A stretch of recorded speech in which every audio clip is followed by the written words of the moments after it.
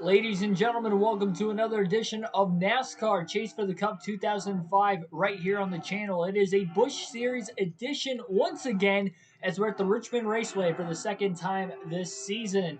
It is the Emerson 250, just like the first race we had here at Richmond this year, under the lights and 250 laps. So this will be a nice little fun short track race once again. A ton of short tracks between the truck and the Busch Series on the 2004 schedule. So we come into another one here today. Like, share, and subscribe for more daily NASCAR content. We're going to quickly get into this race.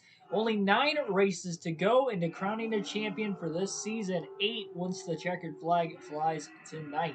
Kevin Harvick will be starting on the pole. He comes in with a 292-point lead over Kyle Busch. Green flag is in the air. We're underway at Richmond. The RCR car is on the front row for the second straight race. Hornaday got the win at California. In the last race, Harvick going to pull clear off turn 2 into turn 3. Harvick going to lead lap 1 for 5 bonus points. Hornaday trying to cut down into the point standings as much as he can. He moved up to 3rd after that win. Broke the tie he had for 3rd with Bobby Hamilton Jr. He's just kind of quietly 4th in points, and all of a sudden, coming into tonight, he's only 39 points behind Kyle Busch for 2nd as well. So, never know. He could end up in 2nd place in the point standings at the end of the night, trying to catch his teammate Harvick, who has now led the first 2 laps. XY Games, R6, DB Forever 85. Welcome to the stream, guys. Speaking of Kyle Busch, he's up to 3rd place already.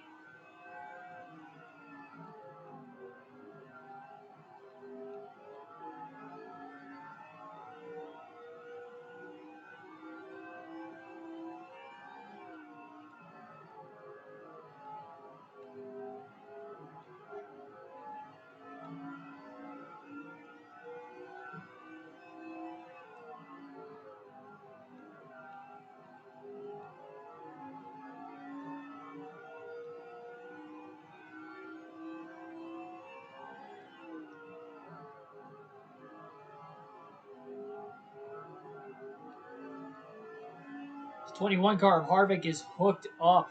Of the short track races so far this season, there's only really been a couple of them he has absolutely dominated, one of which being at the Dodge Raceway, where he led all 300 laps in that race and won by 2 laps over 2nd place, who ended up being Kyle Busch that day. And then at Richmond earlier this season. For whatever reason on these EA Sports games, Richmond seems to be like my best track. Whenever we came here in NASCAR Thunder 2004, in either one of those 2 seasons we ran, it seemed like we dominated the Richmond races in the Cup Series. And right here in the Busch Series with this game as well. Did not run here in the Truck Series. Did not run at Richmond. Patrick Shatterley, welcome to the stream.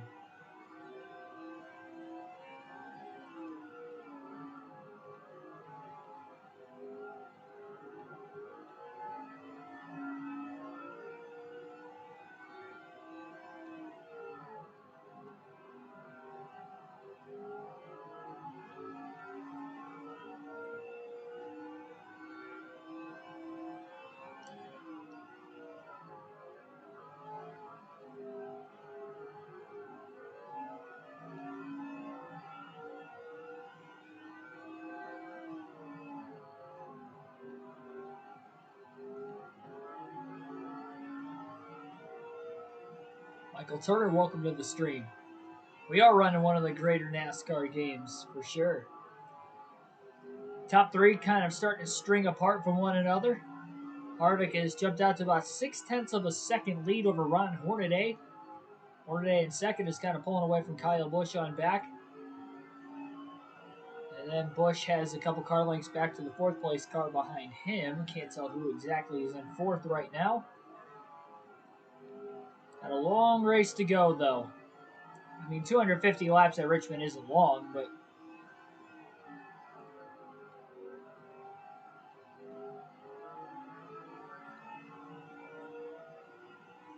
long meaning we are just in the very get-go of things here tonight. Our Drove that corner a little bit. Allows Hornaday to close in. About an extra tenth or two gained that time by Hornaday and turns 1 and 2. I'm excited for NASCAR 21 Ignition as well.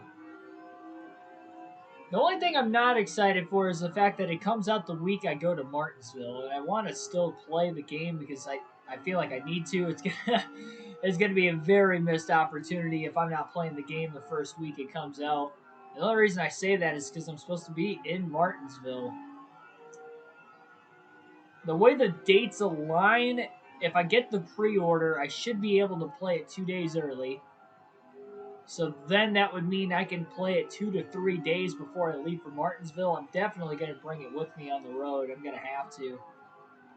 But no guarantees I'd even have time to stream, though. That's the problem. And that will be a huge missed opportunity because, I mean, just look at the views that we had for NASCAR Heat 5 when that game first came out.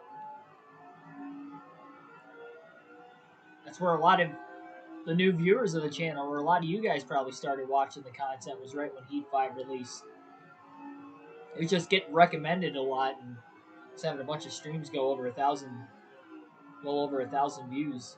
Our most watched stream was that very first NASCAR Heat 5 Daytona 500, just after the game came out, and that's up over, well over 10,000 views now. Most viewed stream / video on the channel.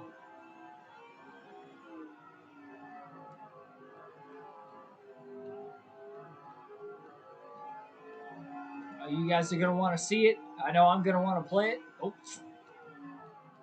looking at the chat. Got the wall down the back straightaway. Just enough for Hornaday to kind of close in again. Harvick breaks out to that 8 to 9 tenths of a second lead, and he makes a small mistake, and it cuts down to about a half a second to 6/10 of a second again. Hornaday not close enough to put a whole lot of pressure on Kevin Harvick. Harvick's just made a couple minor mistakes on his own. Joshua Rumsey, welcome to the stream.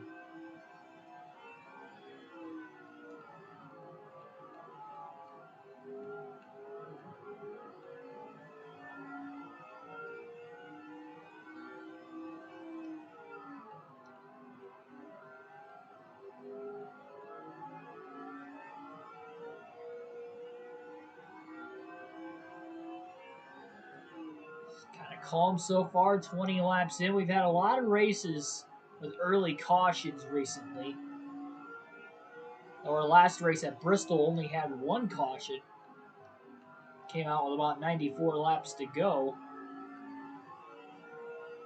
2 races prior to that, though, California, even a few races, 3 races ago now would be Michigan. We had 8 cautions in that race. That's the most we've had in a single race so far this season.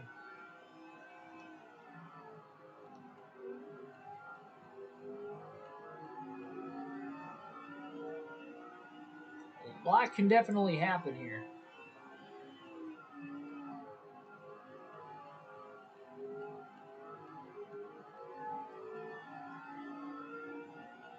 This time, Hornaday hasn't slid back after getting within about a half a second to Kevin Harvick. And he's actually closed the gap even closer now to about 4/10 of a second off the lead.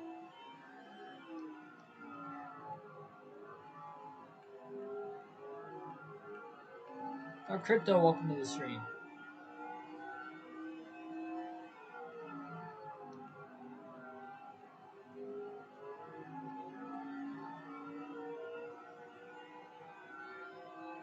Harvick trying to go as low as he can off entry, or exit rather, of turn 4. Seems to be where he's able to pick up a lot of time compared to everybody else. And knowing Hornaday could end up being that challenger for the championship. We'll just have to wait and see. He's going to need Harvick to have a couple bad performances, though. An untimely caution. Any one of these last 9 races could do that. And talking about Kyle Busch really being that contender, but ever since he blew that engine at Bristol 2 races ago. Knocked him over a race worth of points out for the lead. He was right there with Harvick every step of the way until then. And he had another finish outside the top 10 right before that DNF as well.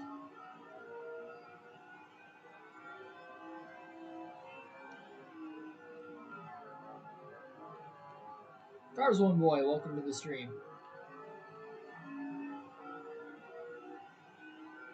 You got a day Richmond race going on right now. What a coincidence.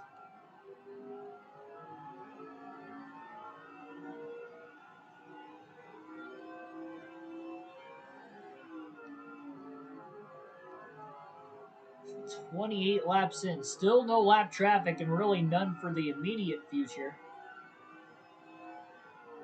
Cars at the front of the field have strung apart a little bit, but middle of the pack still looks very, very congested. Since the initial start, still caution-free to this point. Oh. It's looking at the chat again. Another dive that was a little too low, and Harvick had to lift a little extra to make sure he could get off the exit of the corner well, and all of a sudden, Ron Hornaday is in about 2 to 3 car lengths of the race lead as they head down into turn 1. Oni, welcome to the stream.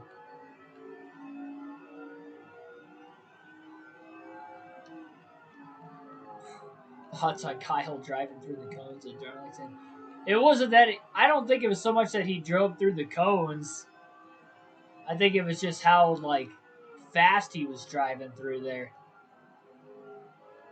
Because he was bringing the car into the garage, you know, that's one thing, but he was going through there way faster than what he should have. Like, even if there wasn't anybody there, he shouldn't be going that fast. So I think NASCAR was right to fine him. They didn't want to dock him any points, because at least by means of, like, instances with somebody, like, getting out of control or getting, you know, any sort of, like,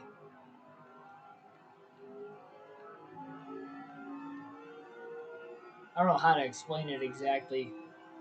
Any, like, on-track heated incidents, usually they don't dock points.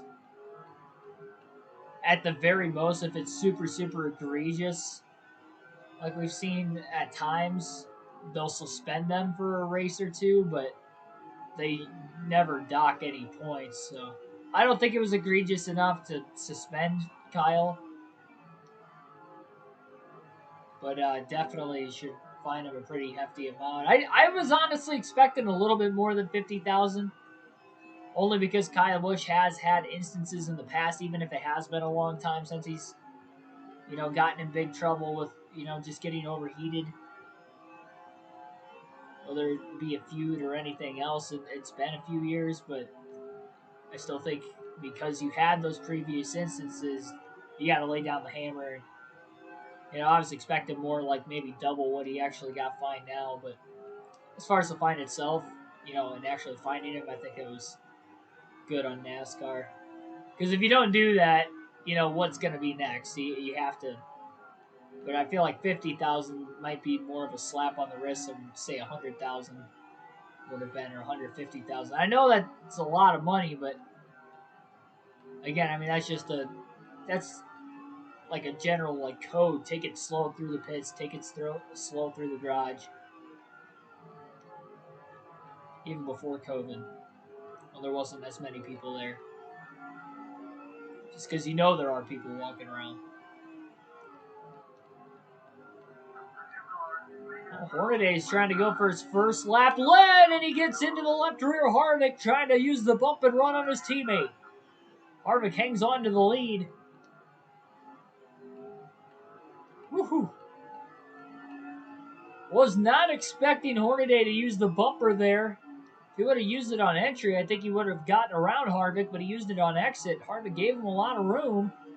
Once Hornaday got underneath him just a slight bit there and really bogged the 2 car down quite a bit.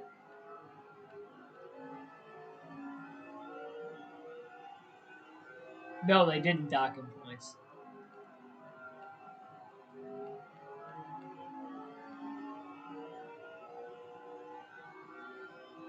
May or may not have just said that, but that's okay.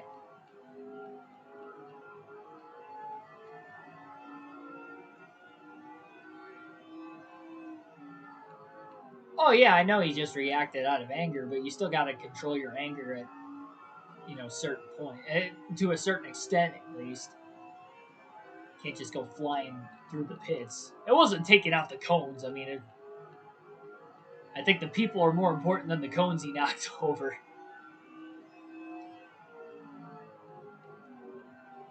I know he didn't hit any people, but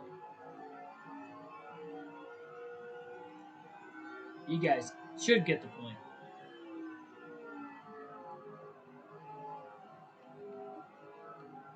I was just kind of wondering how long they were going to wait to find him. I was imagining if they were that like Tuesday would have been the day, and sure enough, today's Tuesday. At the very latest, like early Wednesday, because then he starts to roll into next week, and it's like if you're gonna find the guy, find the guy. Predict Hamlin's gonna go back to back and win Richmond Saturday night. That's possible. He ran really, really well there earlier this season. He's got a few wins at that track, much like he did at Darlington. It's definitely possible. 44 laps into this race. Be interesting to see if this is going to be a 1 or a 2-stop race today. For it to be a 1-stopper, these guys are going to have to pit at lap 125.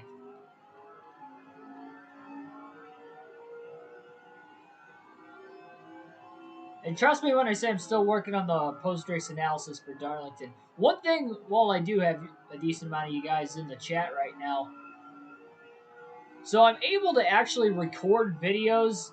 If I do the proper editing, would you guys prefer me to do the predictions and the post-race analysis then and have it uploaded, even if it's not race day, like if I can get it out the day before, either the night before or the early morning of, so it gives you guys like more than just a couple hours to watch the video before the race starts, say for the prediction side of things, or to live stream it, because the problem I'm having with live streaming it is that hardly anybody watches. Hardly any. I mean, a lot of people do end up watching it, but they just don't watch it live. And it's a lot shorter for me to at least talk. I could videotape it in 10 to 15 minutes versus, talking, live discussion about it for an hour.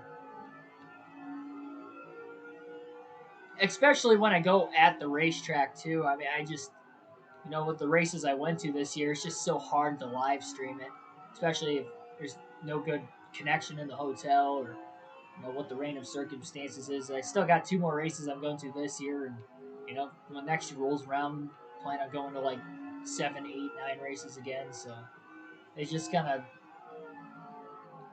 it's going to be kind of ongoing. We're quarter of the season. I'm not going to be even home to live streaming. Because the only reason I even started live streaming it to begin with is just because for whatever reason I couldn't get anything to upload to YouTube.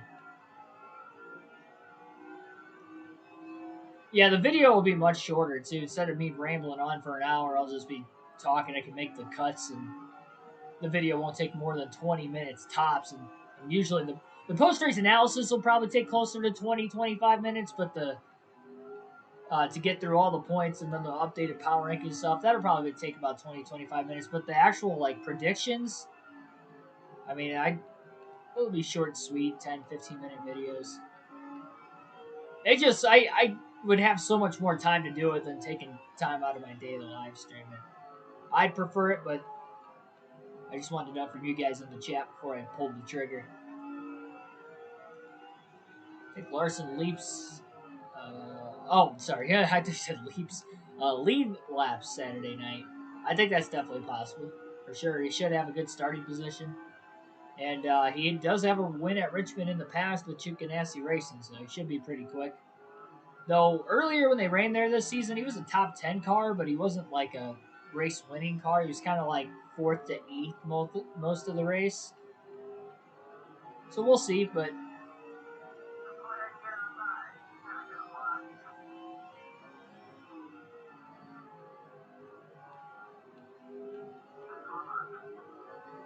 I mean, I think it's kind of proven at this point in the year that Kyle Larson could lead laps and win at just about every racetrack on any given weekend.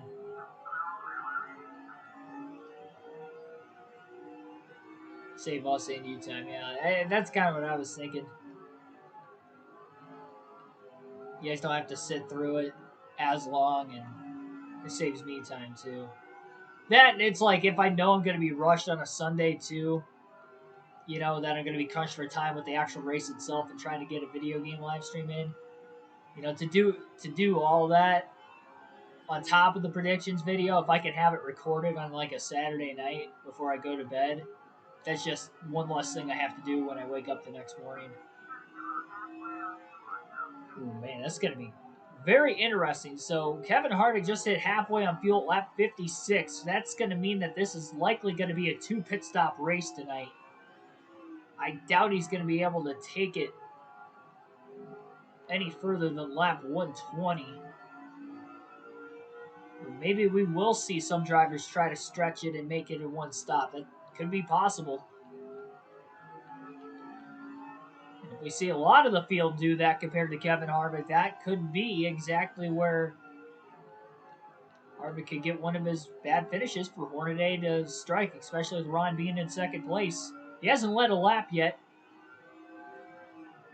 He almost did. He got into the left rear corner panel of Harvick off the exit of turn 4 about 20 laps ago or so. With a bump and run move, but Harvick held on to the lead. Harvick almost to lap traffic. I think Harvick will be strong for sure. He looked really strong at Darlington. He had a weird night. Like, he started really fast in stage 1, and then stage 2, he fell back down from Earth. Or to Earth, and then by the end of the race, he was right back up there in the top 5 again, or at least battling for it. So it was kind of strange.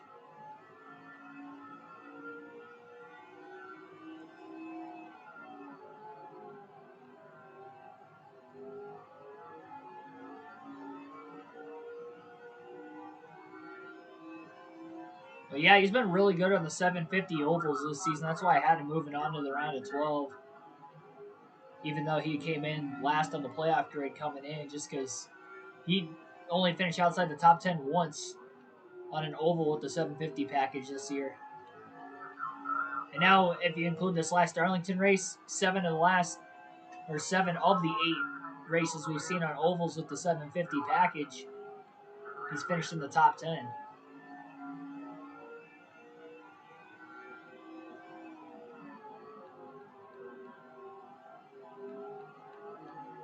Very thoughtful, Patrick. Very thoughtful. Parkway, welcome to the stream.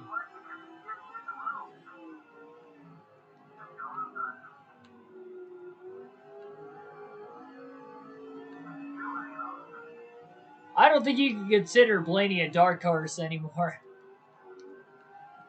He's been top 7 in points all year. He's got 3 wins now. He's not a...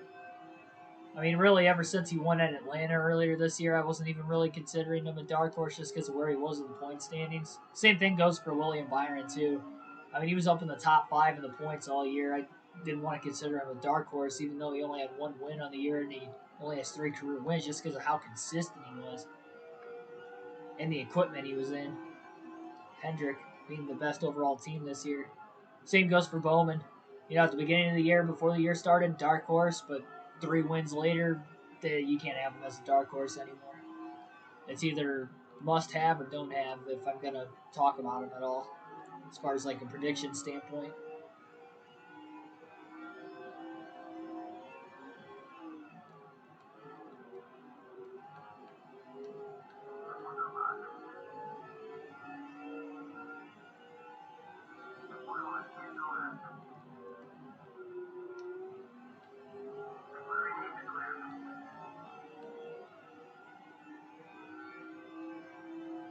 Harvick just kind of moseying his way through lap traffic. He has extended his lead to 1.6 seconds over Ron Hornaday, his teammate. RCR trying to go for 1-2 finishes in back-to-back races. That'd be pretty good for the program. He's getting squeezed by this lap car that he just cannot pass to save his life right now.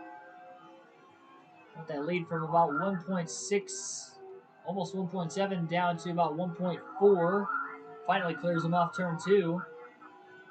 It's been a pretty clean night. I mean, I haven't really seen any contact from any of the AI cars.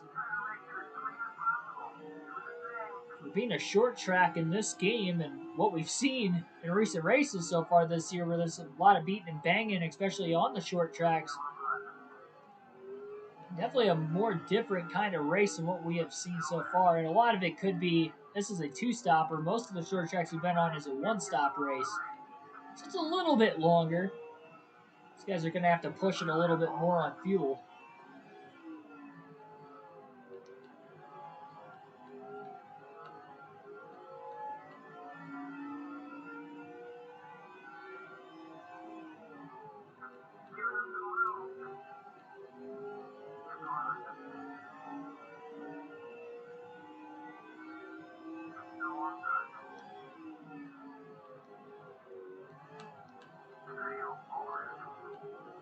Oh, and now we got trouble off of turn 2. Terry Cook is in the outside wall. Got ran into from behind. He's got pretty heavy damage to the back of his car now. I couldn't tell who got into the back of him, but we do stay green. That wasn't too far ahead of the race leader, Kevin Harvick. Lap 71, Cook going to go a lap down. Slipped up the track. I don't know if he had help. He maybe got shoved up into the wall or if he just got loose on his own, but either way, he's got some damage to the back bumper. We haven't really seen many debris cautions in this game compared to NASCAR Thunder 2004. We did have a couple in the Cup Series, but I don't think we've had any debris cautions in a Busch or truck race on the channel yet for this game.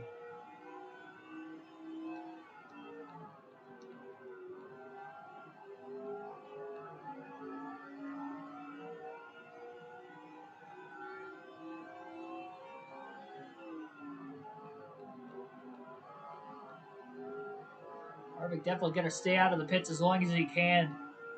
A lot of it is to really hold Hornaday back there. If he can help it, he doesn't want Hornaday to lead a single lap.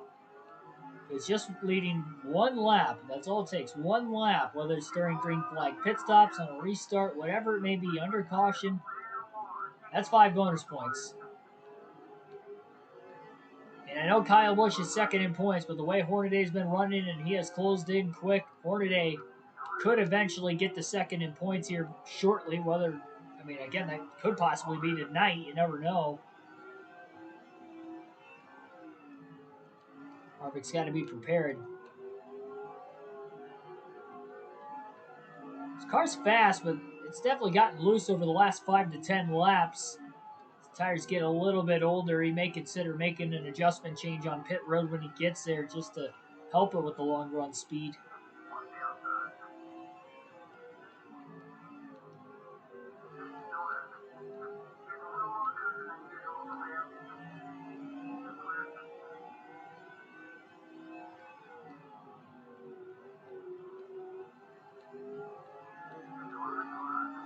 Terry Lewis, welcome to the stream.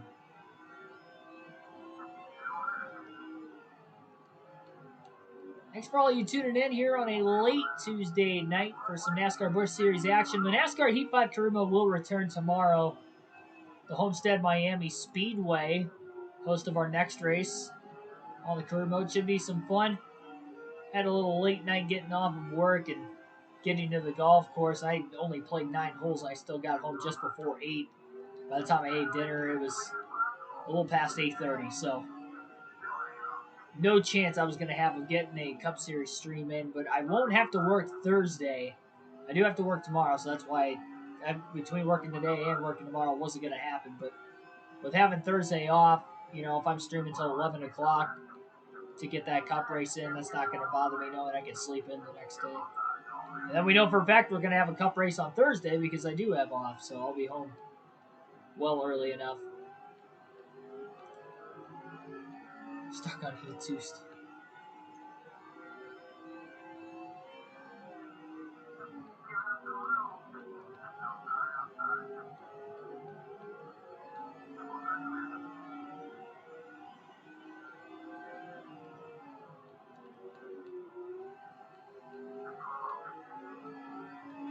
Oh, man. Lap car misjudged his exit off of turn 4 and got into the race leader. Harvick nearly turned him right around. Hornaday's really struggled in the lap traffic himself here recently, and he's back to over 4 seconds off the race lead.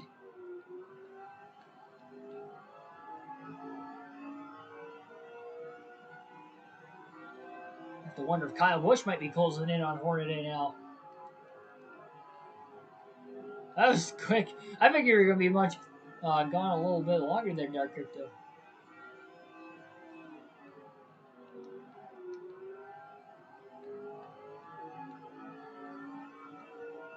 Outside of Bristol, what's my strongest short track? I think just Bristol, kind of plain and simple, honestly. Bristol in the NASCAR heat games is a lot easier just because I'm good at running the high side on tracks I have to run the high side on. And I love running the high side at Bristol. I could do it for all 500 laps if I had the choice. I got the consistency and the rhythm down that I could do it. And it's my favorite racetrack too, so I think just the fun of doing it, makes me that much better. And these older NASCAR games though, Richmond. The older NASCAR games, for whatever reason, with these EA Sports games, we dominate Richmond. Which is weird because in the NASCAR heat games, we suck at Richmond. So it's just kind of very, very strange. Harvick sliding the tires into turn 3 again. Got about a quarter tank of gas left. Again, he's going to try to take this run as far as he can. Last thing he wants to do is pit, then get a caution. 131 car going to get back underneath of Harvick that time. 1 and 2. And cross Campbell over. Back underneath him off the exit of turn 2. Down the back straightaway into 3 on the inside. The front tires in the yellow now.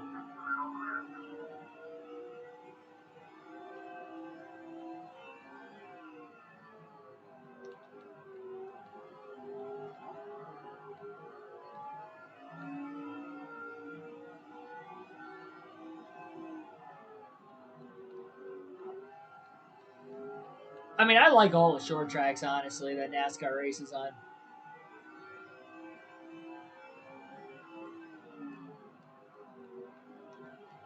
I feel like a lot of people dislike Richmond for whatever reason. And I think it's just because of the short tracks we do have. Bristol and Martinsville are really, really good. And I feel like that just overshadows Richmond. New Hampshire, too, to a certain extent. I feel like New Hampshire has put on a ton of great racing over the last, 15 or so years. And pretty much since the car of tomorrow, New Hampshire's put on some solid races. And I just feel like it gets overshadowed by Bristol and Martinsville. That's why when New Hampshire puts on, one of the better races of the year this year, and even last year, in my opinion, was a really good New Hampshire race that people, are like, oh, wow, I'm shocked New Hampshire had this great of a race. And New Hampshire's put on some great racing. They had some great finishes. I mean, even 2018, Harvick and Busch had that little bump and run. 2007, you had Gordon and Hamlin finishing side by side. Had some fuel mileage races there, 2 of them in 2011, where Stewart ran out of fuel on the last lap and Boyer won. And then in the summer race, Boyer ran out of fuel on the last lap and Stewart won. So I mean, there's countless great finishes there. Just great short track racing, really. I've seen some tempers flaring at the racetrack. It's a good short track. Just doesn't, for whatever reason, get the love that Martinsville and Bristol has. Which, don't get me wrong, Bristol's my favorite track. I love Bristol, but both on TV when I was a kid to now to being there in person last year, I can't wait to go again in a couple weeks. But there's some other good racetracks out there that get overshadowed. That's kind of what I'm getting at. Even Pocono to a certain extent. It's not as bad as people say it is.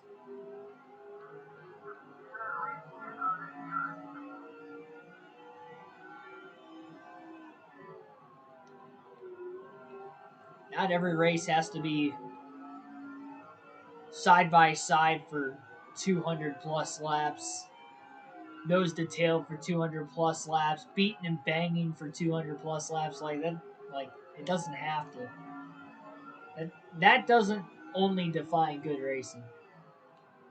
You have some great strategy thrown in there. Those could be great races.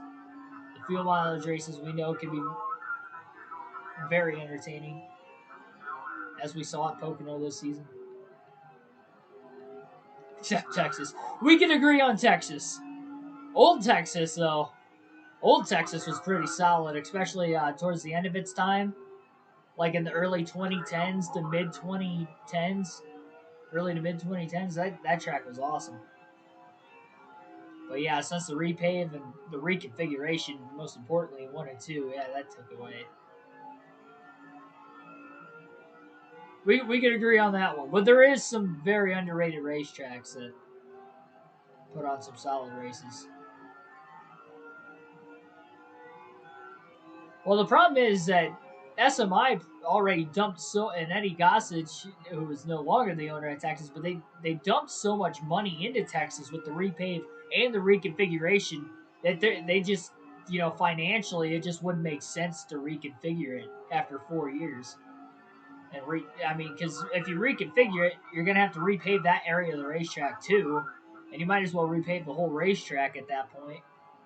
If you're repaving an entire corner, at least like Darlington's situation this weekend is a little different because the track was falling apart in one particular spot.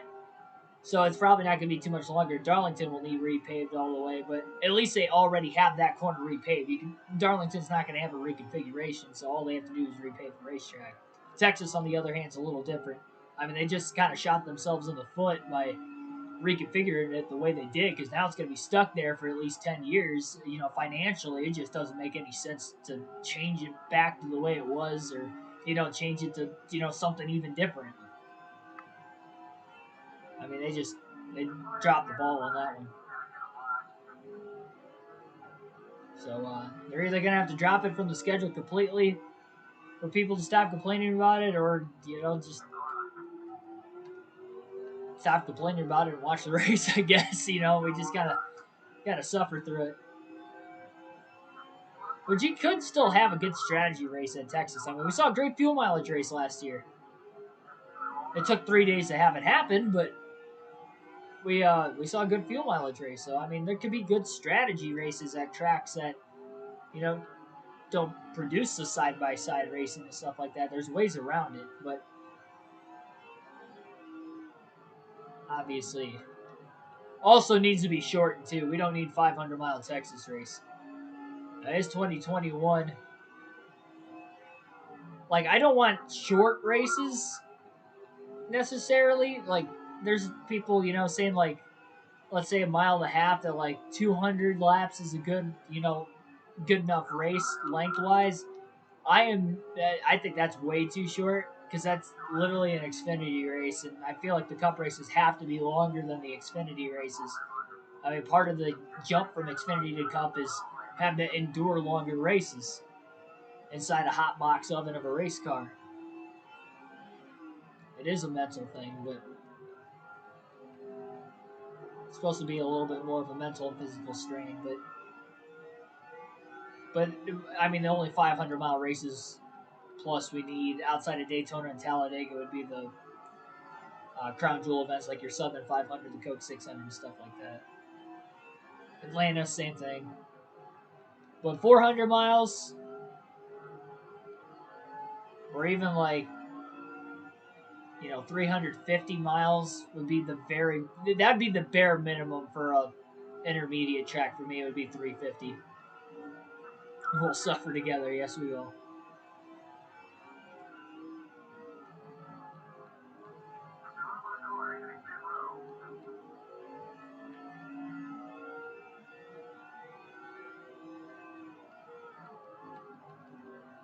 Yeah, see, and that's the thing with Atlanta, too, with the reconfiguration coming up. Kind of what I just mentioned with Texas. If it doesn't work out the way that they want it to, if they want to create a mini Daytona and Talladega, and they failed to do that with this reconfiguration, repave, and people are complaining about Atlanta, They messed Atlanta up for the long haul. You're because then they're going to be stuck with that repave and reconfiguration, and they put so much money into it, especially more money into Atlanta than what they did Texas because they're reconfiguring the whole track instead of just one turn. So, that's even more so. We're going to be stuck with it for 10, 15 years, like it or not. So, fans and owners and everything else alike that are in favor of this, just be careful what you wish for.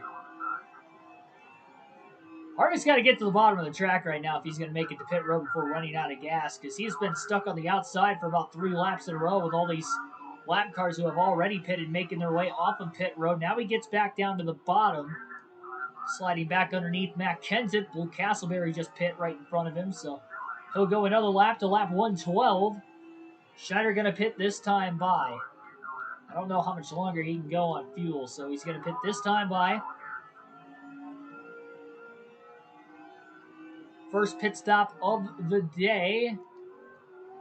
Okay, next time by. Kind of slid up the track a little more into threes. Really stretching this fuel tank out. Lap 113. Majority of the cars have already pit. Not sure if Hornaday's pit or not yet. He's probably trying to stay out as long as he can so he can lead a lap. Harvick probably can't take it much further. Surprised he even took it those extra 2 laps. He will pit now. 70 miles per hour is the pit road speed limit. Easily going to get down there in time. 4 fresh tires, full tank of fuel for the 21 team. First stop of the day under green, and a wedge adjustment as well. Half around a wedge going into the car to help tighten it up for the long run. 300 miles on Texas. No, again, that's too short. That's literally the Xfinity race length. 300 miles, 200 laps. No, they have to be at least 350. I'm all for 400 though. But if you have like every mile and a half 400, they all feel the same. So I do feel like you have to change them up a little bit, which is probably the idea of them having 500-mile races, or 450. Let's just meet in the middle. Just go like 450 or 425. Make it a little bit longer than the 400-mile races, but not the drastically long 500-mile races when it doesn't need to be if it's not a crown jewel. That might create some strategy racing too, especially at a track like Texas that is solely reliant on, track position racing. Throw the strategy in there. Make it a race that would be putting drivers right on the edge of fuel intentionally. There's an idea. We know what the pit window's like on the mile and a halves. About 55 to 65 laps, so just, make it like where you're on the border of having to make 2 stops in the final stage. Boom, there you go. We fixed Texas. Short term, at least.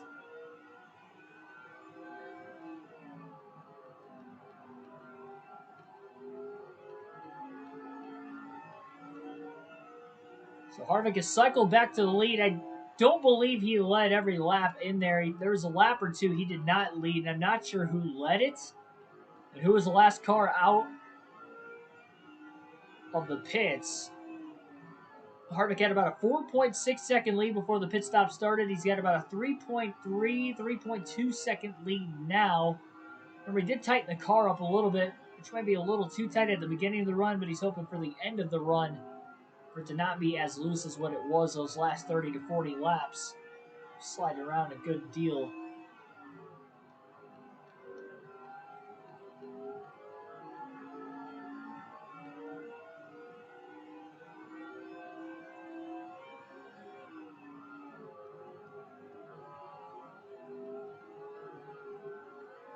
You gotta figure, though, like, these tracks that are making these configurations, for the most part, have been SMI tracks. Bristol Dirt, SMI. Not 100% on it, honestly. I'm all in for a dirt race in the Cup Series. I've been on it since they went to Eldora in the trucks, honestly, but I want it on a traditional dirt track. I understand the logistics, of the Bristol thing. But you have that. You have the Atlanta reconfiguration we have coming up. We obviously have the Texas configuration. Remember Kentucky? Old Kentucky was pretty good when the track was super worn out. They repaved it, but with the repave, they made 3 and 4 flat, kind of like they made 1 and 2 flat at Texas. And we've known the Kentucky races to kind of stink. Except for 2019. 2019 was a really good race. 2020 was all right, just had a great finish. 2019, it wasn't just the finish. That race as a whole was somehow really good. So you had a battle between Logano and Busch for about 20 laps before that last caution even came out that settled the restart with the Busch brothers.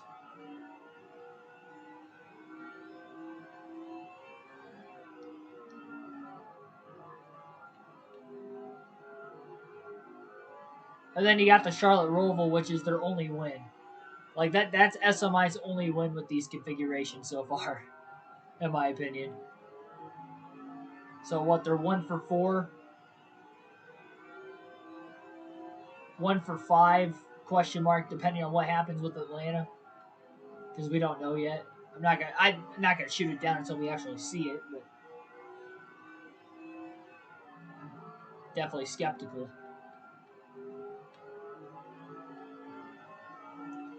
Old Las Vegas was fun. Well, see, the thing with Old Las Vegas, like, it was flat all the way around, but because they had a worn-out surface at that time, it worked. But when they repaved it, they added the banking into it, which when a track goes through repave anyway, usually the first couple years at least isn't gonna. I mean, it's gonna be a train race because there's no rubber on the racetrack. Like, nothing's weathered in. There's no racing groove. You got to make your own that first race or two. But Las Vegas right now is pretty good. With the kind of tire wear we have now at Las Vegas, what Las Vegas, I should say what Atlanta and Homestead is now as far as like tire wear and speed is going to be like Vegas, or Vegas is going to be like that. I'd probably compare it more to Atlanta than Homestead just because of the shape of the track, but what we see of Las Vegas right now, if you give Vegas another 5 years, it's going to be like Atlanta in the late 2000s, early 2010s, where you're going to have a ton of tire wear. I mean, it's already multi-groove, but the outside and inside lane are going to be so slippery that it's going to be, I mean, you're going to be seeing cars slide around. It's going to be good fun racing for sure. Vegas already has the last few years put on some good races, but racing will only get better there. That's like a mile and a half that I'm like optimistic for the future is Las Vegas, because it's like right on the brink of being right up there with Homestead and Kansas, Chicagoland.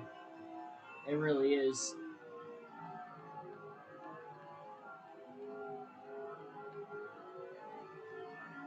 October 26th. Yes, indeed. So we're just past halfway through this race already. 120 laps to go at the start-finish line. Harvick's launched that lead back out to about 4.4 seconds. The only laps he has not led is in the middle of green flag stops. And we still have one more pit stop yet to get to the end of the race. Harvick took it to lap 113 before pitting at the start of the day. So if he takes it that far again, he could go there about lap 124 to 126, give or take, just depending on how he goes on field this time, how much he'll burn. Which will only give just over, right around 25 laps to go in the race. He tried to stretch this run out, which, I mean, why not? He's clinched the most laps led already, so he's going to have 10 bonus points regardless of what happens, but he still wants to keep Hornaday from leading the lap if he can help it. Again, Hornaday might have been the driver who was in the lead and stayed out a lap or two longer than Harvick. But we really don't know. I could have known if I looked up at the track map, but I wasn't looking at the track map when I came out of the pits. Man, 3 wide.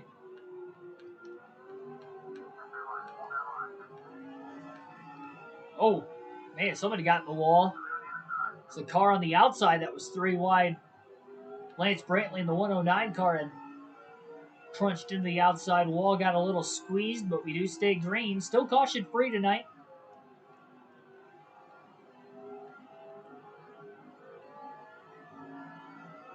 We have had 3 caution-free races so far this season, though it has been quite a while since the last one.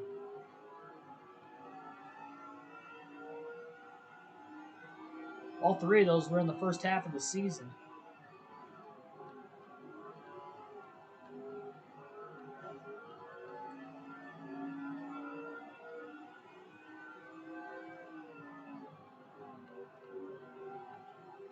We got some drivers short pitting as the window is open to the end of the race. David Green barely on the lead lap there. Look at Scott Wimmer. Or sorry, not Scott Wimmer. Wimmer's in the Cup Series in this game. Jason Keller in the 22. Pulling a block on Harvick. He's trying to stay on the lead lap for all he can hope for right now.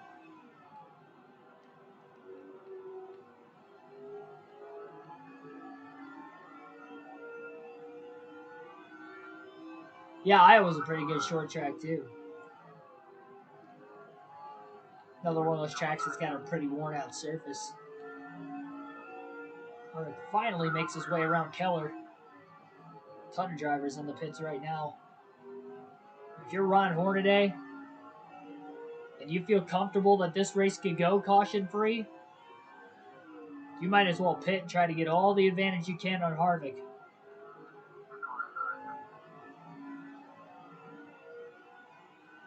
His crew had a faster stop than the 21 the first time through in green flag stops. He was able to gain about 1.3 to 1.4 seconds.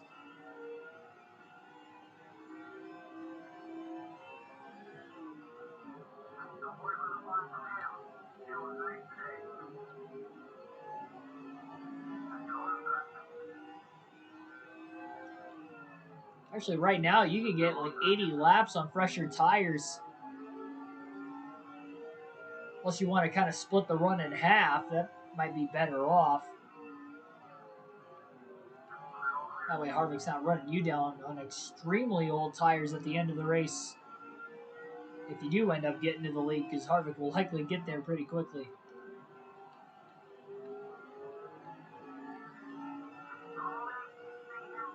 Yeah, Iowa is a tad bit longer than Phoenix. It's wider, too. It's quite a bit wider, honestly. At least in the tri-oval, it's quite a bit wider. And the backstretch. As far as like the corners itself go, it's about the same. I think Richmond might be a little bit more banked than Iowa too, slightly. And I think that progressive banking that Richmond has is why there is multiple grooves there, or at least like there was before the track got super bumpy. It's kind of like Atlanta. It's like they went through that stage where it was super bumpy, it was multi-groove, but then it got so bumpy that it was one groove. Until the 550 package came along, where drivers had to run in different lines to stay out of the dirty air, because of how much dirty air these cars have now on the intermediates. Like that's really the only reason it's multi-groove now, because the fastest lane is around the bottom at Atlanta. The track's just so worn out. I mean, it was literally falling apart on the front stretch during the summer race this year, so it was definitely due for repave. They lasted as long as they could.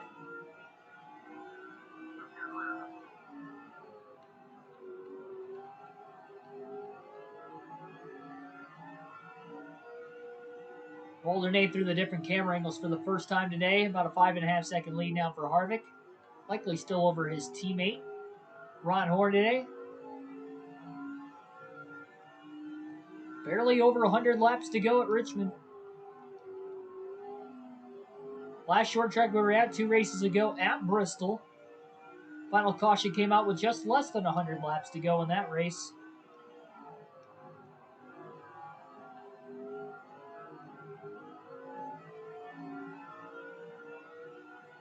We've had 8 to 10 people watching most of this race. Hit that like button, everybody, if you haven't already.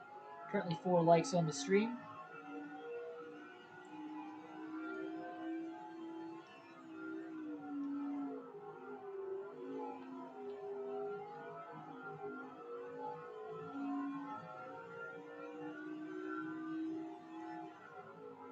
It took a good 60 to 65 laps into this race before Harvick was even able to slowly pull away from Ryan Hornaday and get more than a 1 second lead and continue that on in the lap traffic. So if we got another caution, especially with say less than 60 to go, it could be big. And depending on what the fuel or pit strategy is at that point as well, what kind of difference in strategy will we see? What all drivers will or won't pit.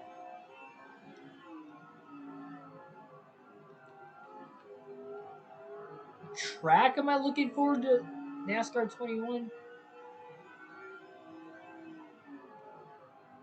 Oh, before I answer that, Dale Jr. up in smoke. That's the second driver we've seen blowing an engine in this race. I saw somebody earlier, I think Hermie Sadler might have blown an engine. I'm not sure exactly who it was. I think it was Hermie Sadler before those green flag pit stops, the first green flag pit stops. And some drivers have already made their final stop and are good on fuel to the end. Now Dale Jr., one of the Cup Series regulars, with an issue. It'd be cool to race Nashville because I was there in person. So I kind of know the scenery of the racetrack and stuff. So that side of it, I'd like to race Nashville. It's a new oval. I think Coda would be pretty cool though. Coda, Daytona, like the new road courses, just for the challenge side of things. Like we had Indy with the road course in the last game. I just hope the bugs are fixed with it, which they should be. And that'll be enjoyable. But just like the challenge of trying to learn a new road course, it's so difficult, especially on the hardest difficulty. New track in general. If I go in there with very little practice, it's gonna take me a while to really master and get some quick lap times to contend for the win.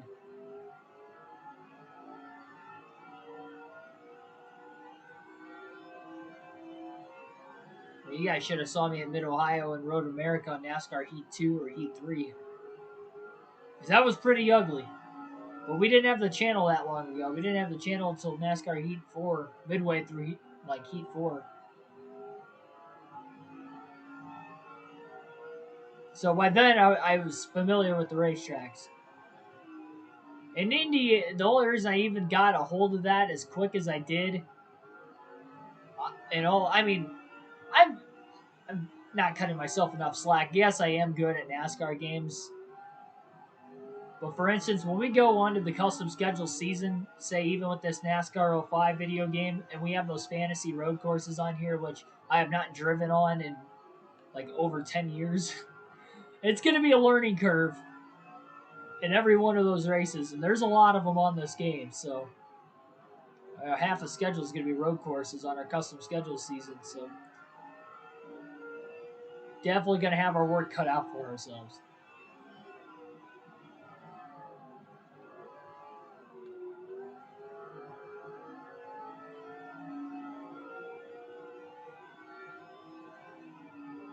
See, a lot of you guys probably raced Coda and F1 because I never played F1. I don't have that experience driving there.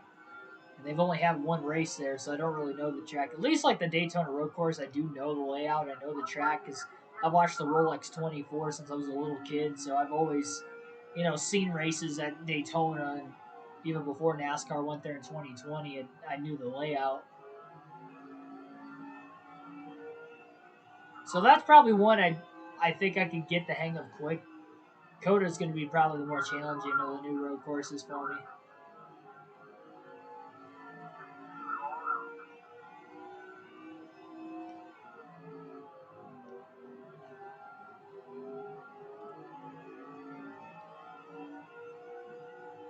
Blue Castleberry a lap down now. 90 laps to go at Richmond. Still caution free. Doesn't seem like there's too many cars left on the lead lap. Harvick's got just under a 6.5 second lead over second place.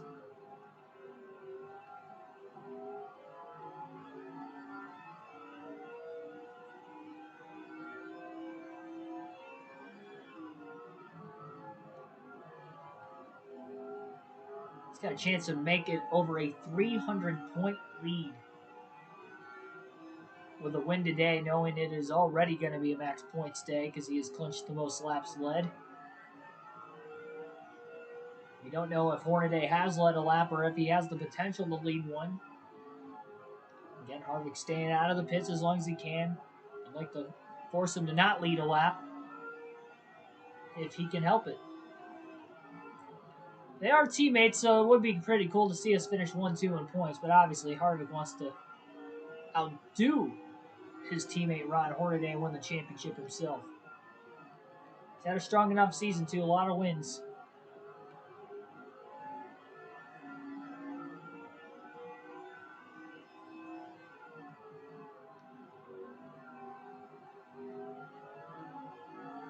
Yeah, outside of like the banking on the Daytona Oval, it's a pretty flat road course, kind of like Indy. It's like just super flat. There's no elevation changes.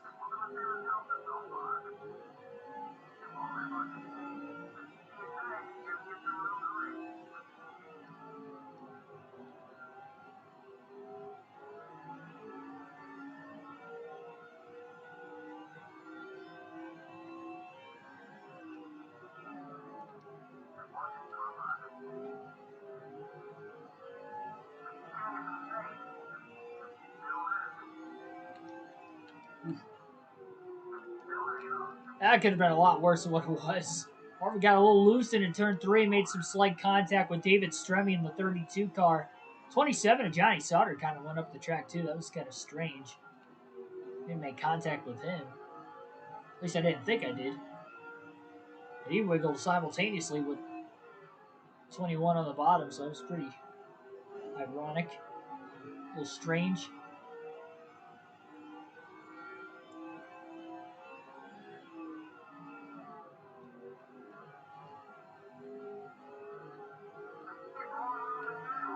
Tested F1 in there's Test Dakota in F1 2019. Gotcha.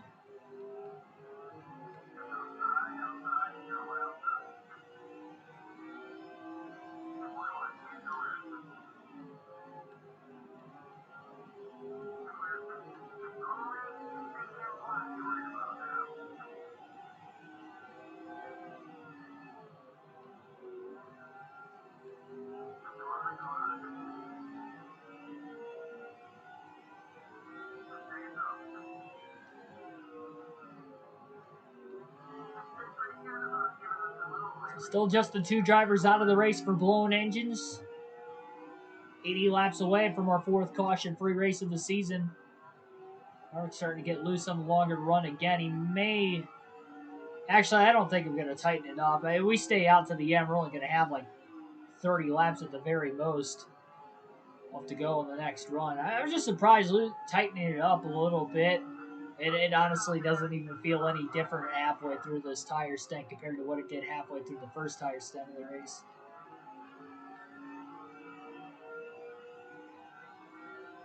Second place still is not short pitted. 7.5 seconds off the lead, though. It's going to be tough to make that up without a caution. A ridiculous amount of heavy lap traffic at this juncture. We know how these cars have been handling so far, and obviously know Harvick's definitely got the quickest race car.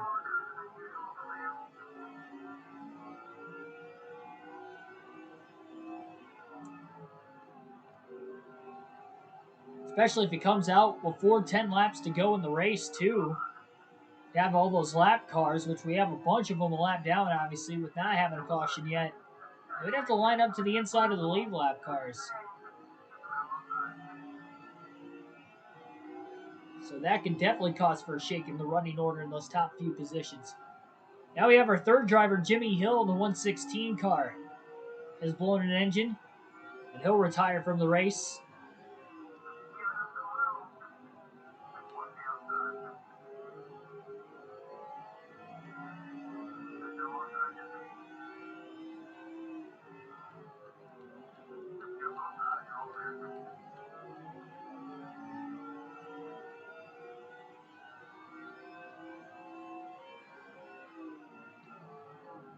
For sure, if you just give me...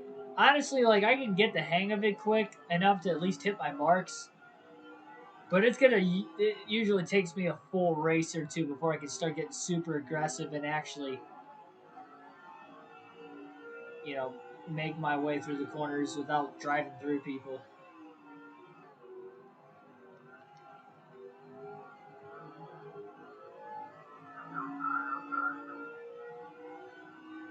So I like the race clean as much as I possibly can.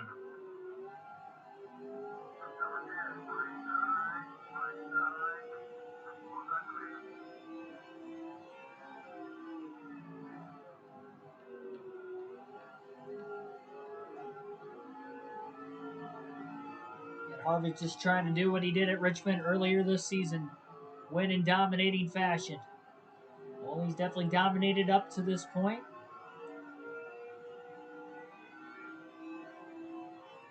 Gotta say, though, with going caution free, this race has really flown by. Oh, man, Terry Cook drove it in really deep. Actually clipped the apron going into 1 and 2. Harvick side drafting him down the back straightaway. Just lets him go into turn 3. Don't need to race Cook that hard. Surprised Cook crossed him over considering he was 2 laps down, not 1 lap down. So fighting to get only one of those 2 laps back. Got lapped the first time when he slid up into the outside wall. It did look like whatever damage he did have on the back of his car, he has repaired it. So we didn't get any debris cautions earlier. And now 70 laps to go in the race. Lead was 8.5 seconds. Terry Cook battled for Harvick there for a couple laps, and now the lead's down to 8 seconds. Oh, contact now between Terry Cook and Sean Batson. Getting into turns 1 and 2. Trey Murray goes way up the racetrack and overdrives turns 3 and 4. Cook going to get underneath him now.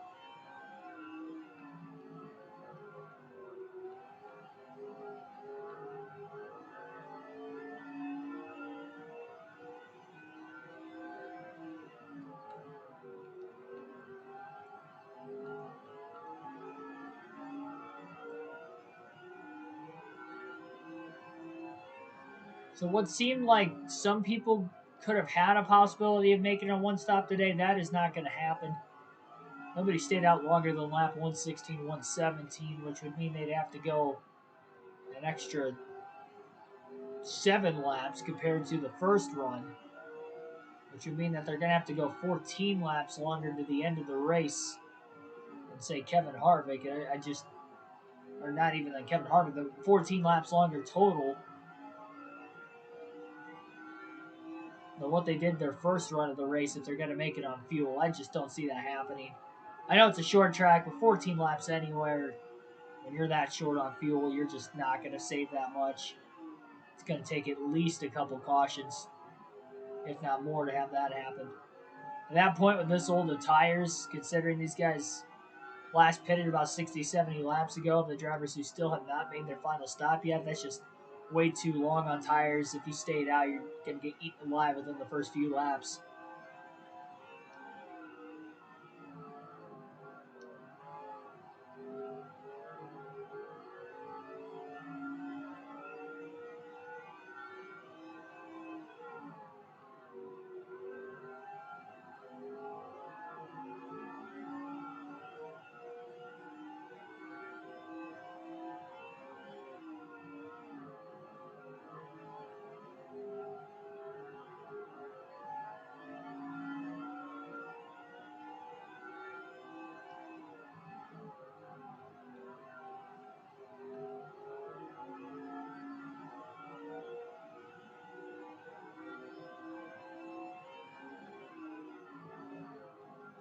It's amazing when Harvick gets back into clean traffic. He battles through the lap cars. He loses a little bit of time to second place, but then he just gains it back and then some.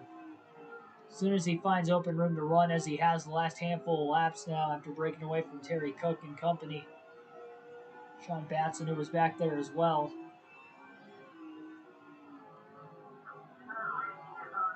Luke Nixon, the next lap car in the 63, just up ahead.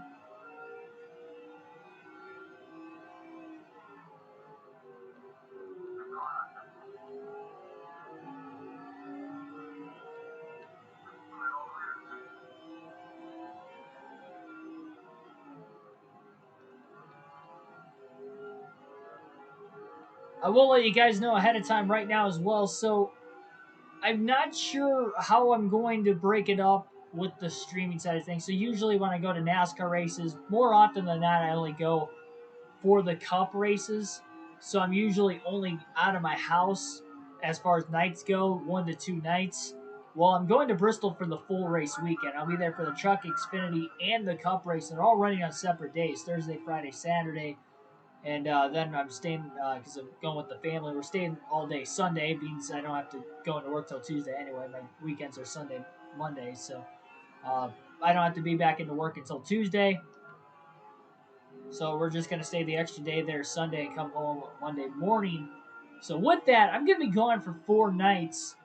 Now I don't want to leave you guys with zero action. So what I'm gonna do is I'm gonna try to do more Heat 5 career mode while I'm at the house now. And then on my days off, I might run an extra race in the afternoon or so with the Busch series on NASCAR 05, so I can set a premiere and run a premiere sometime at night before the Truck Xfinity or the Cup race, so you guys can watch those races too. And I'll set the premiere before then. No guarantees. I'll probably pop in and out of the chat at times, but I'm not going to be in there from start to finish because I'm getting ready to go to the racetrack. But I'll pop in, see what you guys are doing, because I won't be driving to the track, because we'll be going as a family, so my dad will be driving, or my grandpa will probably end up driving to the track from where we're staying at our cabin for the weekend, so I'll probably end up doing that, so you guys have some, content. We keep the daily content going. It'll be weird trying to do commentary of a full race without you guys feeding back in the chat, though, those couple days I'm recording for the premiere. That's going to be... it's going to be pretty tough. Hopefully it's a very entertaining race that I can do it. I feed off your guys' emotions a lot. I don't have a color commentator to, like, go point after point, so I just answer a lot of your guys' questions in the chat and just talk to you guys in the chat during these down moments like we have right now. I will say I'm about to pause it in another lap or two because I do have to go to the bathroom really bad right now. I usually don't pause it during the middle of these races. I usually don't have a problem with this, but I have a problem now. So next lap I'm going to pause it. Gonna take a couple minute break here and I'll be right back.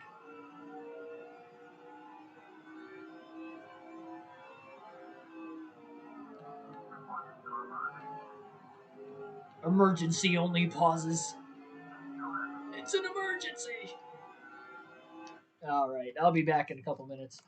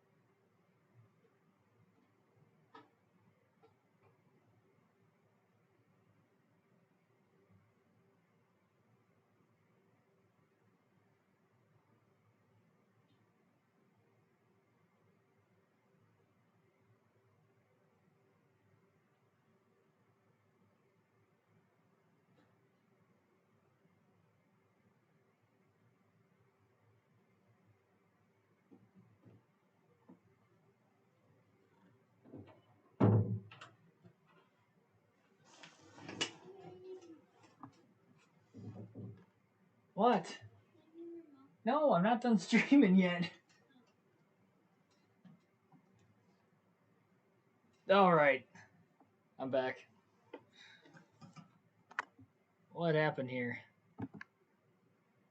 I thought we lost connection to the stream there for a second. That was strange.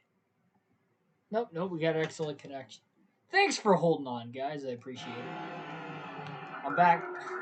Back from the, I had to go to the Little Racers room. I'm back now, though, so we're good. 52 laps to go at Richmond. Got a 9-second lead right now. Yours truly, Kevin Harvick. Busch Series Racing.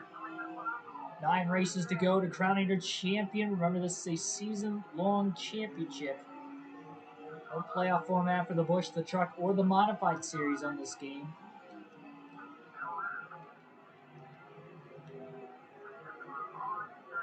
A quarter tank of fuel left for Harvick. 50 laps to go this time by. Still one pit stop to the end of the race for those who have not pitted. Their second and final time. But a lot of drivers short pit as soon as that window opened to the end of the race.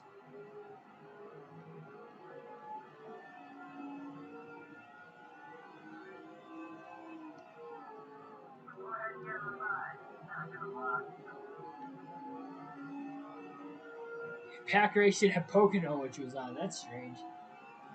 That's really strange. You got the longer straightaways, I guess, but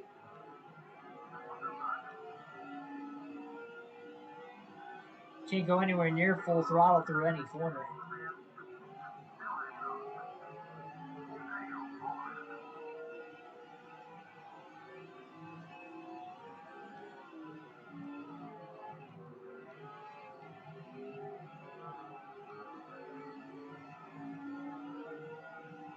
And I do have to say also, that is why I usually don't eat before I stream, because then I have to go to the bathroom, then I have to pause the game, and then you guys have to wait just watching nothing for a couple minutes.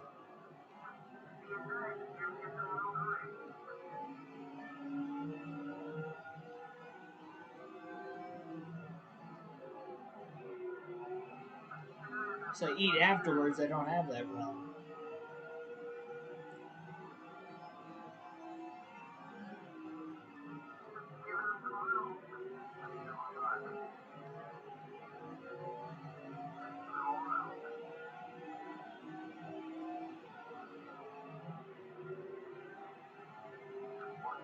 Harvick left the bottom open. Not enough for Lance Brantley to get back around him. Brantley's now 3 laps down in the 109 car. Harvick drove it in deep. Underneath Manny Brown, he just got completely sideways. It's about as loose as we've seen that 21 car today. He's been pretty loose throughout the second half of a run. Saw that during the first run. We're seeing it right now as well.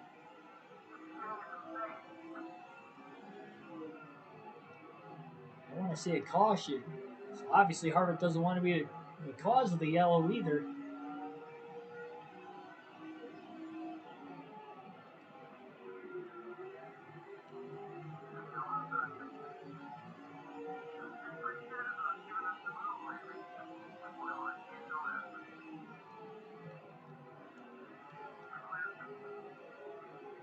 Up the track goes Harvick. Ooh, into the wall off turn 2. He got into it. He couldn't get off of it there for a second. Brantley, Brown both get back around him. Lead is cut down to just about 8 seconds now. It was 9.5. Harvick slipping and sliding. Got into the wall that time a little bit off turn 2 as well. It's cost them just a tad. Ethan, welcome to the stream. Blaney is just horrible at Darlington. Yes, he is. He had a great night going for him until his brakes gave out, though, so we'll say that much. But knowing he's not good at Darlington, he could have very well just used the brakes way too much in a 500-mile race leading to that brake failure. That very well could have happened. David Stremme going to get back on the lead lap. I believe he is only 1 lap down, unless he was one of the few that have already pit. We're alternating through the different camera angles for the final time in this race here tonight. 40 laps to go at Richmond. Still caution free. This has been a very quick race to this point. 250 lapper on this 3/4 mile trioval. Slid quite a bit getting into turn 3 again. Lead cut down under 8 seconds. He's got a big chunk of that he can give up. And now we got more of the leaders hitting pit road this lap at lap 212. We'll see if second place tries to pit early and gain some time on Harvick. Harvick's the last car in the lead lap. He'll pit immediately as soon as he knows that.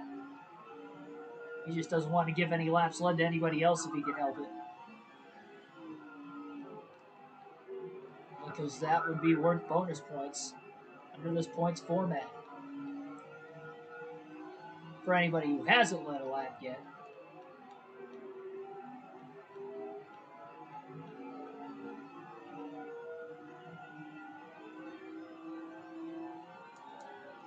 A lot of cars making their way into the pits now. Yeah, we talked about that Kyle Busch fine earlier.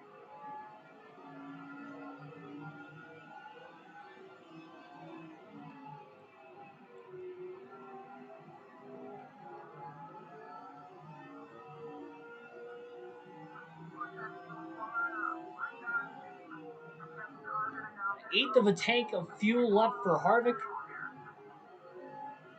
He's only gotten into the wall twice this entire race. Only made contact with another car twice as well, and both times are to his left rear corner panel.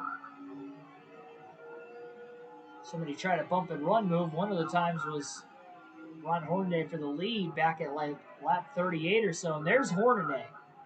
So Hornaday just came off of pit road, so he's already pit.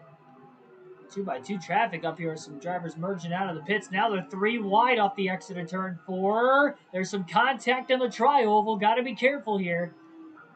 Right in front of the race leader, too. And they're 3 wide again through turns 1 and 2. They're going to be 4 wide with the lap car coming off the bottom. And they make contact into the outside wall. 4 wide off of turn 2. That didn't work out very well. They were 3 wide the lap before, had a little contact that time, 4 wide with the contact, and we had a couple cars in the outside wall. But again, we stayed green as things were getting testy in the middle of the final pit stops late at Richmond.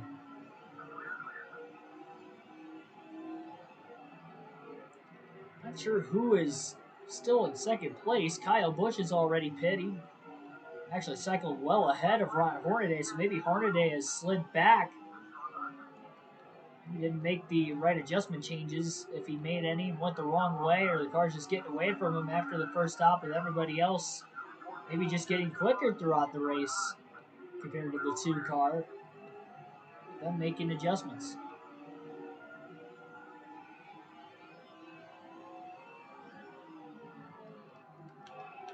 And Harvick slides up the track. He goes through 1 and 2. And 30 laps to go this time by.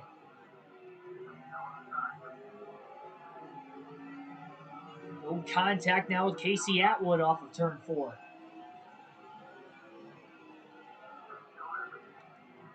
Well, the 3rd time he's made contact with another driver today, and Atwood's clear with the bump and run.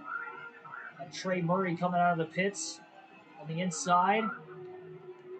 Man, he just sends it into turn 3. Underneath Atwood, Drew Campbell gets around Harvick trying to cross back over to the bottom. He's definitely losing time on really old tires. Over 80 lap older tires compared to the rest of the field here. That got tight. Real lapper coming out of the pits. Harvick's got to be the last or one of the last cars to hit pit road. I guess there's still somebody in second place. Less than 8 seconds off the race lead from Harvick.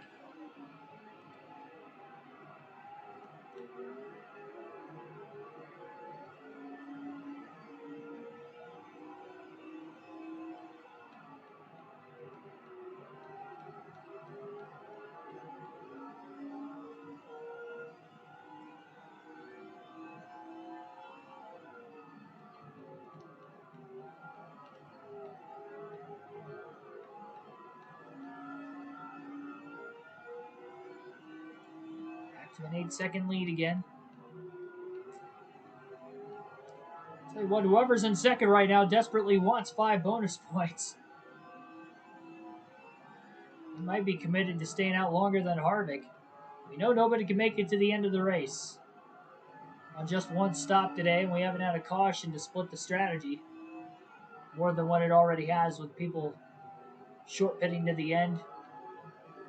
Everybody took their first run about as long as they could, and then now we're here. So 113 laps into the first run, 113 laps so far. Harvick going to stay out one more lap.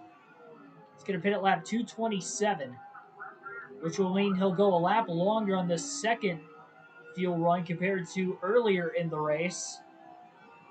And by the time he'll cycle off of pit road, he'll only have 23 laps to go.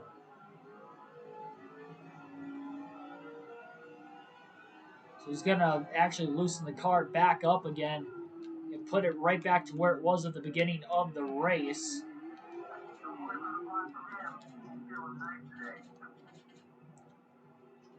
So just a half a tank of fuel, 4 fresh tires, taking the half around to wedge out that he put in earlier on the first stop of the race. And just 23 laps to go at Richmond. Final stop of the day. The money stop, if you would.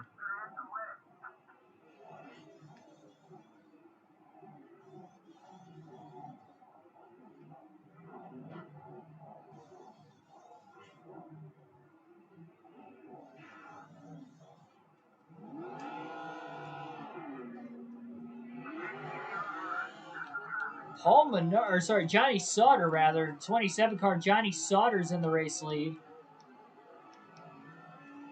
And Sauter will now pit this time by.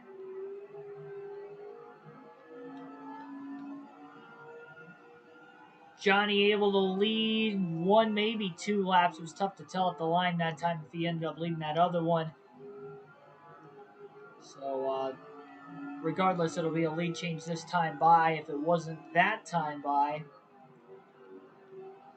And that 9.5 second lead cut down to about 5 seconds right now. Harvick took a half a tank of fuel, but he's plenty good to the finish. He just wanted as quick of a stop as he could there. Back in the lead with 21 laps to go at Richmond. And just hoping it stays green to the end now. And even if it does, he'll have a little bit fresher tires than the rest of the field outside of Johnny Sauter.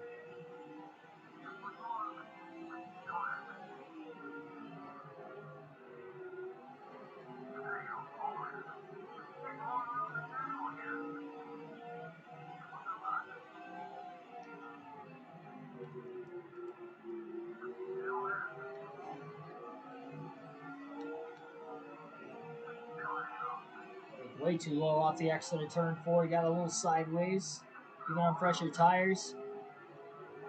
Billy Kramer, welcome to the stream. Yeah, I thought Hermie Sadler was the first driver that blew an engine tonight. It was like right before the first pit stops happened, just past lap 100, if I'm not mistaken. 3 drivers have blown an engine so far. Dale Jr., one of the other drivers who have blown an engine here tonight. He was the second driver to do so in this race.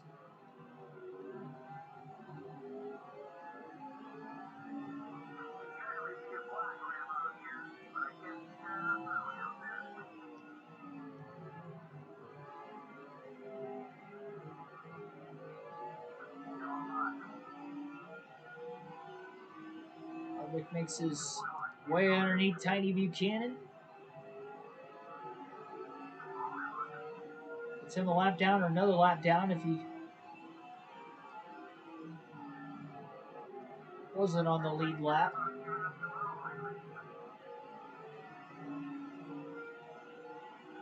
I think we had one caution at least in the Richmond race earlier this season, either 1 or 2. Either way, though, we know Harvick led by far the most laps in that race, and he has by far led the most laps in this race. Looking for the Richmond sweep for this season, looking to get out the brooms in another 14 or so laps.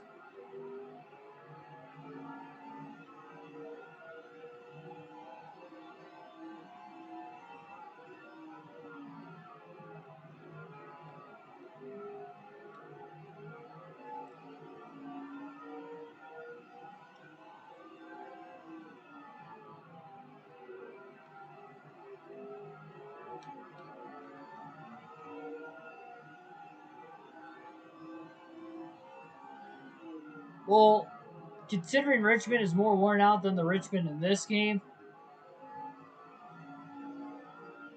if you get a caution, just pit when you can if you only have to make one more stop. You don't want to pit under green if you can help it on a short track because you're going to lose 1 to 2 laps easily, likely 2.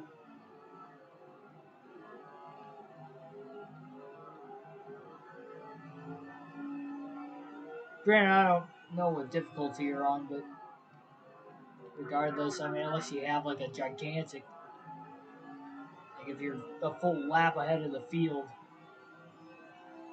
like the only way I'd even consider short pitting. And even then, just try to keep the whole field a lap down if you were in that situation. 10 laps to go this time by. Harvick will lap David Stremme off of turn number 4. Still about a 6-second lead for Harvick. He's gained about 7 to 8 tenths of a second since coming off of pit road. He's got about 10 to 20 lap fresher tires than the second place car right now. It should remain fresher to the end of the race. It just wasn't enough time. Only 23 to go when Harvick had cycled out of the pits. So they're definitely not going to even out a somewhat newer Richmond surface. It only has a few years of wear on it. Repaved in 2000. Little bump. 119 of Keith Grimsley. Stacked up behind Luke Nixon. No problem though. Harvick gets around both of them into turn 1, and Grimsley now going to follow Harvick. Maybe battling Nixon for position. It's tough to tell. Don't know exactly where any of these cars are running. And Grimsley just going to shoot underneath Harvick, clearing him off turn 4. 7 laps to go.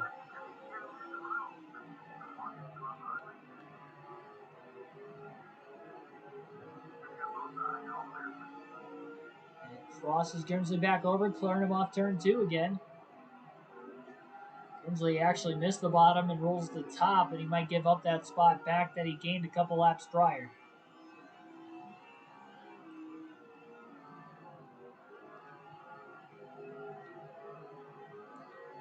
So there were a couple times we had a near caution in this race. We saw 3 and 4 wide there. In the middle of the last green flag stops, a couple cars got into the wall. We were good there. And then we saw Terry Cook just past the halfway point earlier in the race slide up the racetrack off of turn number 2. He got into the outside wall. Somebody ran into him from behind, but we stayed green there. All that was right in front of the leader both times as well. Good thing it didn't transpire into anything major. I could have taken Harvick out of it even earlier in this race. Just 4 laps to go. And caution does end the race in the Busch Series. There is no green-white checkers. It might get restarted with 1 to go if we had a caution now, but when he gets to 3 to go, this thing is pretty much locked up as long as he's not the one involved in the accident, of course. No cautions come out on the final lap as well on these NASCAR EA Sports video games, so once the white flag is taken, you wouldn't even have to worry about there even being a caution. You do have to race around the carnage, though. Depending on where it's at on the racetrack, if it's not already behind you. 2 more laps. Well, he got cut down to about 5.7 seconds or so again, but just got to wait to see what the running order is to see who's actually in second. It was Hornaday for a while, but then Kyle Busch cycled ahead of him in the pits. A couple other cars probably cycled ahead of Hornaday as well, so it might not be back-to-back 1-2 finishes for Richard Childress. Hornaday won the last race at California with Harvick second. This time Harvick going to go back to victory lane on the final lap, making his way through 3 and 4 one final time, lapping a couple other cars. Checkered flag in the air. Kevin Harvick is going to get the sweep at Richmond, winning the Emerson 250. Nearly flagged the flag, a caution-free race for the 4th time this season.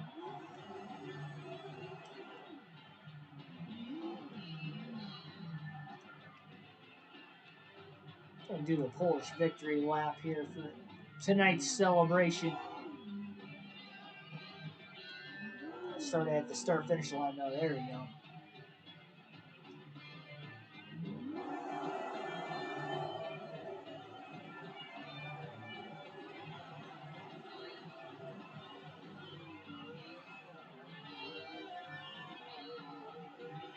So we'll pull his victory lap for Kevin Harvick. Look at all the seats here at Richmond. I mean, this place almost had seats all the way around the racetrack. This time period. What a sight. Especially under the lights, making it glow and look even better. So Harvick just completely dominated this race. Only 7 cars finished on the lead lap, caution-free for the 4th time this season, leaving us for only a 1 hour and 31-minute race. And that was even with a pause break I had in there because I desperately had to go to the bathroom in the final 60 laps. Matt Kenseth ends up 2nd, surprisingly, actually, because he didn't really seem like he was in contention for most of the race, and actually closed the gap down less than 6 seconds at the end of the race. He was... No, I guess, what was it, 5.3 coming out of the pits, so he gained about a half a second back that he had lost, a full second or so after the pit stops. But regardless of the fact, Kenseth finishes 2nd, Bobby Hamilton Jr. finishes 3rd, Kyle Busch 4th, Ron Hornaday rounds out the top 5, so the top 4 in points all still finish in the top 5. Hornaday, though, falls back to 5th, so Kyle Busch will still be 2nd in points. Still losing ground, though, to Harvick, who gets a max points day for leading the majority of the laps and winning the race. Greg Biffle 6th, J.J. Yaley, last car in the lead lap 7th. First car lap down in 8th was David Stremme, Jeff Burke 9th, and Kenny Wallace rounded out the top 10. Wow, all but 1 lap led this race. So we must have led... Yeah, Johnny Sauter led 1 lap in the middle of green flag pit stops. It was actually at the end of the race. So the first green flag pit stops, we never lost the lead then. And Sauter would have led just that 1 lap with about 24 laps to go in the race in the middle of green flag stops. He pitted a lap later than Harvick did to get 5 bonus points. I'm not sure where Sauter's at in points. He's not in the hunt for the championship this late in the season, but maybe he's fighting for a top 10 spot and he wanted all those points to try and help do so.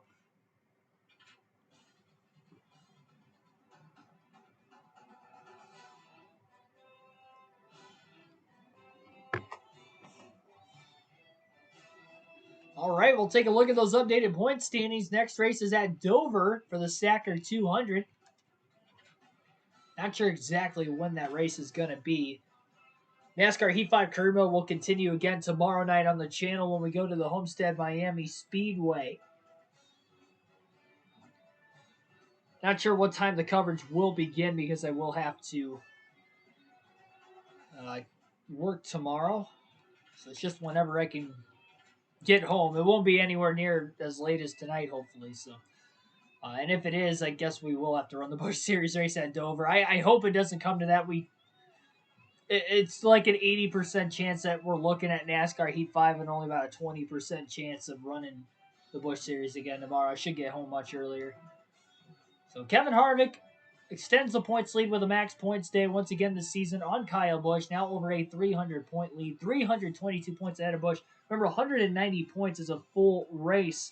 So it is over 1 race worth of points right now, but although 322 looks like a lot, 1 DNF for Kevin Harvick, Kyle Busch and Ron Hornaday are both in the fight for the championship and within 1 race worth of points. And even, if there wasn't a DNF, which we haven't DNF'd yet this season, we only got 8 races to go. So that's pretty impressive of itself. But, just trying to get through here. I've been very, very clean lately. No DNFs in the Truck Series on this game. No DNFs in the Modified Series, which I don't think you can DNF. There was 1 race we got in a bad accident and had to limp it home the last few laps. So, it is what it is. There isn't any DNFs there, so I won't count that against us. But the Truck Series, we went 25 for 25, no DNFs. And then in our Cup Series season for NASCAR Heat 5, no DNFs so far. through what? How many races? 15? 15? I know it's only 15 races, but 3 super speedways, a bunch of road courses. We've survived.